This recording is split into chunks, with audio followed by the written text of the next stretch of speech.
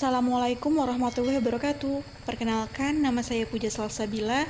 Di sini saya akan menjelaskan tentang teknik konservasi tanah dan air terhadap erosi dengan metode vegetatif dan metode mekanik.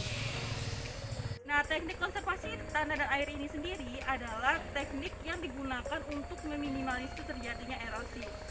Di sini ada salah satu contoh yaitu dari metode vegetatif. Metode vegetatif adalah menanam tanaman atau tumbuhan atau dari sisa-sisa tanaman untuk meminimalisir terjadinya erosi. Nah, dilihat dari belakang saya ini terdapat lereng, di mana lereng tersebut ditanam gardam ungu. Nah, gardam ungu ini fungsinya yaitu untuk menahan butir-butir air hujan yang jatuh ke tanah dan juga mengurangi dampak runoff atau aliran permukaan. Selain itu, akar gardam ungu ini akan mengikat agregat-agregat tanah agar lebih mantap sehingga tidak terjadinya erosi.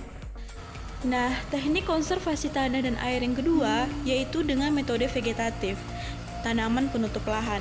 Nah, dapat kita lihat di video di atas bahwa pengamatan ini dilakukan di lahan karet di mana terdapat beberapa gulma yang ditanam sebagai tanaman penutup lahan yang digunakan untuk mengendalikan erosi di daerah lereng.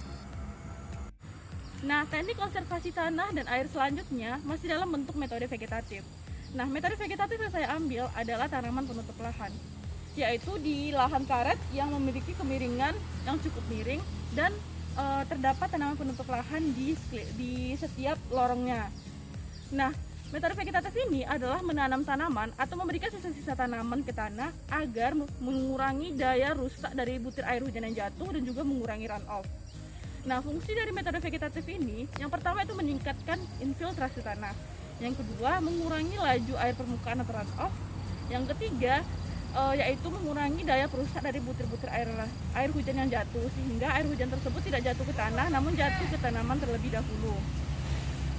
Nah, seperti yang kita lihat di belakang saya ini adalah contoh beberapa tanaman penutup lahan yang terdapat di kebun karet yang memiliki kemiringan yang cukup tinggi, di mana apabila air hujan yang jatuh di puncak lereng akan terlebih dahulu tersisipi ke dalam setiap tanaman penutup lahan di setiap lorong tanaman karet ini. Teknik konservasi tanah dan air yang ketiga adalah dengan metode mekanik. Nah, metode mekanik yang saya amati di atas di video tersebut adalah hulu dan berkontur atau terasering, di mana terasering yang ditanami dengan padi sawah tersebut digunakan untuk mengendalikan erosi dan runoff. Metode konservasi tanah dan air yang ketiga yaitu dengan metode mekanik. Metode mekanik adalah pemberian bentuk kegiatan mekanis atau fisik ke dalam tanah untuk mengurangi aliran permukaan dan dampak erosi. Nah, fungsi dari metode mekanik ini yaitu yang pertama, memperlambat aliran permukaan. Yang kedua, dia akan menampung dan menyalurkan aliran permukaan, lalu meningkatkan daya infiltrasi tanah dan juga yang terakhir memperbaiki aerasi tanah. Nah, dapat kita lihat di belakang saya ini adalah salah satu bentuk dari metode mekanik, atau yang dapat kita lihat di belakang ini adalah terasering atau hulu dan berkontur.